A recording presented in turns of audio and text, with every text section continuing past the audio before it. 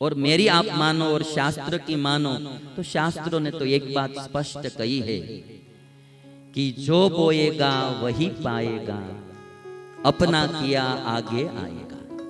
जो बोएगा वही पाएगा। अब बबुल का पेड़ बोएंगे तो आम कहां से आएंगे?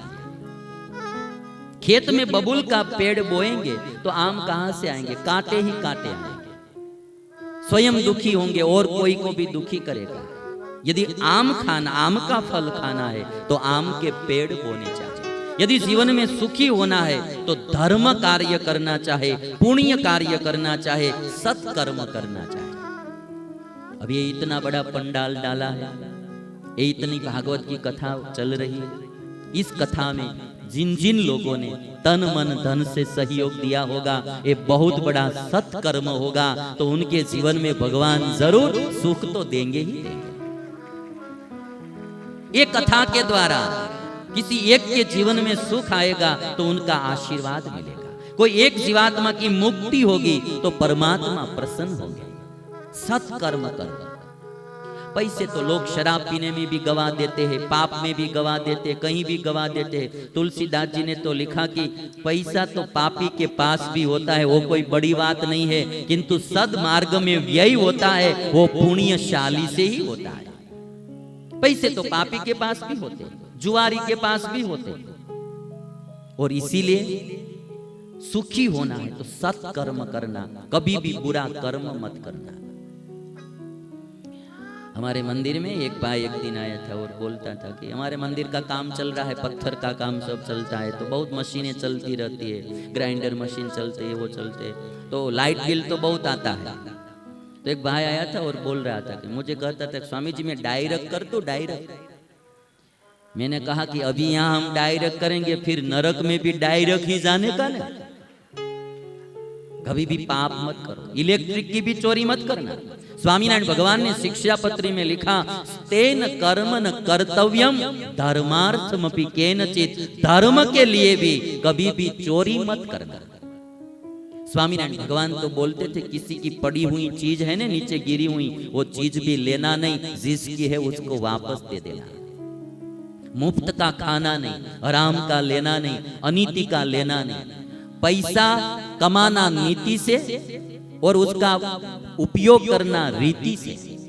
कमाना नीति से, जो पैसा धर्म से आता है, नीति से आता है, उसको लक्ष्मी बोलते हैं। जो पैसे धर्म से आते हैं और धर्म कार्य में उपयोग में आते हैं तो वो पैसे लक्ष्मी है। जो पाप से आते हैं और पाप के मार्ग में व्यतीत होते हैं तो वो धन है, वो लक्ष्मी नहीं है। धन में और लक्ष्मी में जमीन आसमान का फर्क है। जो नीति से आता है और नीति के कार्य में, अच्छे कार्य में उपयोग में आता है तो वो लक्ष्मी है और बाकी का धन है। सुखाय कर्माणि करोति लोकः न तै सुखम वान्य दुपारमं वा। इसलिए कवि ने कहा मैं तो आप और मैं हम सब साथ में हैं। मैं वक्ता हूँ, आप श्रोता है, ये तो एक केवल रीति है, हम सब जीव है। किसी को भी सुखी होना है तो कभी भी गलत कर्म मत करना। करोड़ों रुपया मिलता है मुफ्त में तो भी मत लेना। स्वामीनारायण भगवान ने शिक्षा पत्री में कहा कि अपि पूरी फलम कर्म धर्मापेतम भवेद यदि आचर्यम तरहि तन्नैव धर्म सर्वार्थ दोस्ती ही।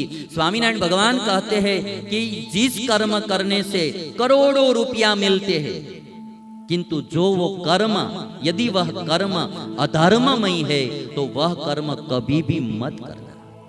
कितना बड़ा लाभ होता है, किंतु वह कर्म यदि अधर्ममय है, पापमय है तो वह कर्म मत करना। रामचंद्र भगवान जब वन में गए, 6वें दिन की रात्रि थी, 5 दिन व्यतीत हो गए थे और रात्रि के दिन दशरथ राजा सोए हुए थे। पास में कौशल्या देवी थी। वाल्मीकि रामायण में प्रसंग लिखा है। कौशल्या ने दशरथ राजा से कहा कि मेरे पुत्र राम की कौन सी गलती थी तो आपने 14 वर्ष का वनवास दे दिया। एक कैकेयी को प्रसन्न करने के लिए मेरे पुत्र और पुत्र वधू को आपने वनवास दे दिया। जो राज में रहने वाली सीता वो आज जंगल में कैसे जीवन गुजार रही होगी। आपको कुछ शर्म नहीं है, लज्जा नहीं है। एक कैकेयी को प्रसन्न करने के लिए नारी के वश होकर आपने मेरे राम के साथ इतना अन्याय कर दिया। और तब रात्रि के समय दशरथ राजा ने कौशल्या से कहा था कि देवी, घाव लगा है, अब आप नमक मत छिड़को। देवी, आज जो मैं दुखी हूं, तुम दुखी हो, पूरी अयोध्या दुखी है, उसका कारण मेरा पाप कर्म है। दशरथ राजा बोले, मेरा पाप कर्म है, ये मेरे पाप कर्म का नतीजा है। कभी कभी परिवार में एक आदमी ही गलत काम करता है ना, तो पूरे परिवार को दुखी होना पड़ता है भाई। कोई एक आदमी अच्छा काम करता है तो पूरे परिवार की इज्जत बढ़ती है, पूरा परिवार सुखी होता है। कोई एक गलत काम करता है, पूरे परिवार को दुखी होना पड़ता है। और यदि राजा कोई गलत काम करता है तो पूरे देश को दुखी होना पड़ता है। राजा अच्छा काम करता है तो पूरे देश को सुख भी मिलता है, और राजा यदि गलत काम करता है पूरे देश को दुखी भी होना पड़ता है। दशरथ ने कहा कि मेरे पाप कर्म का फल है। देवी, मैं युवान था और एक दिन शिकार खेलने के लिए मैं गया था। नदी के तट पर कोई मृग पानी पी रहा था। मैं शब्दवेदी था, इसलिए शब्द आवाज की दिशा में मैंने बाण मारा और वह बाण उस मृग को लगा। जब मैं पास में गया तो पता चला कि वह मृग नहीं था, वो श्रवण नाम का कोई एक तीर्थ यात्रा कराने के लिए जा रहा लड़का था। श्रवण को वो बाण लगा, तीर लग गया।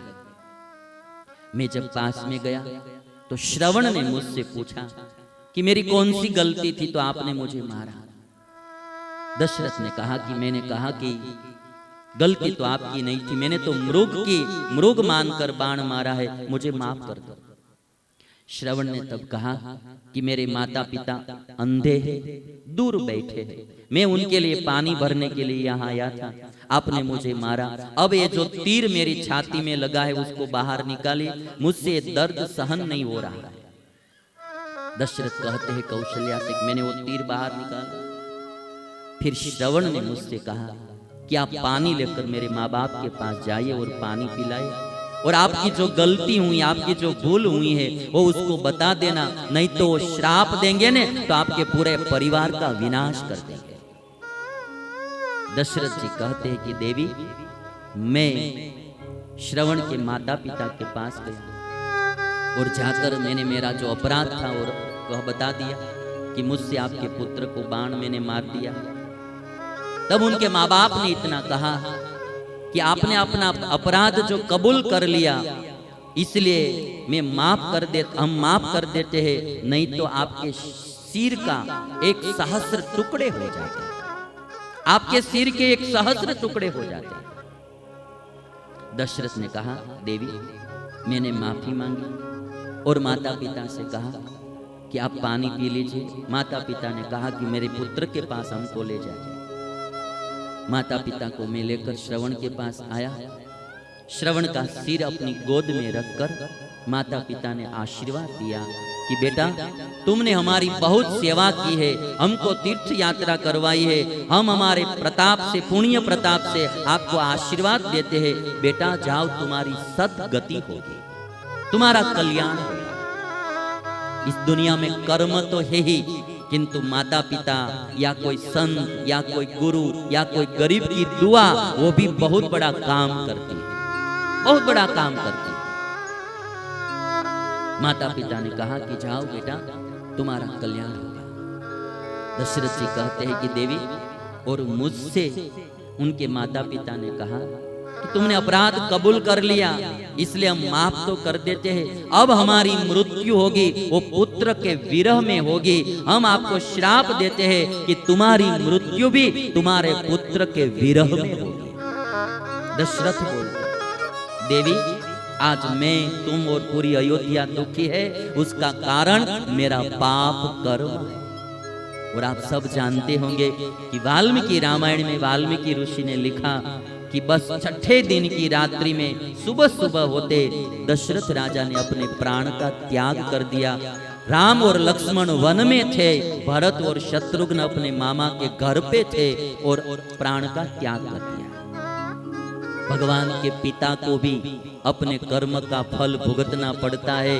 तो हमें सुखी होना है तो कर्म करने में ध्यान रखना चाहिए, कभी पाप कर्म नहीं करना। और इसलिए कवि कहते हैं कि जो कुछ जीवन में सुख मिलता है या दुख, उसके कारण हमारे कर्म ही है।